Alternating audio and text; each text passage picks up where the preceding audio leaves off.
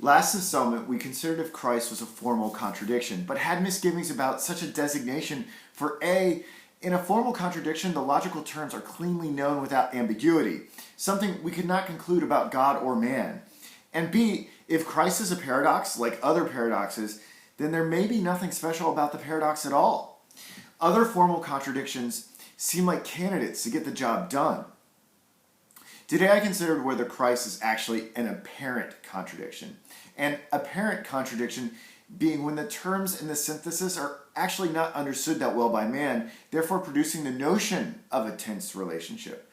For all we know, there may be no paradox at all in the incarnation from God's perspective. God, being in full possession of an understanding of the terms God and man, may find nothing paradoxical about their distillation into a single being.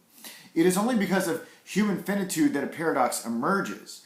Thus far, it seems likely that if Christ is anything, he is an apparent paradox, mystifying from our perspective, but not God's.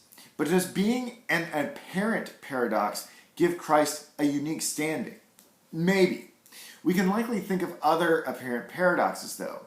Consciousness might be an apparent paradox. But even if it is, not being an apparent paradox alone seems like a relatively arbitrary way to establish something as the absolute paradox. Something more is needed. What is likely needed is that this paradox has to be married to a special promise, specifically to cure us of ruinous temporal and eternal effects of sin.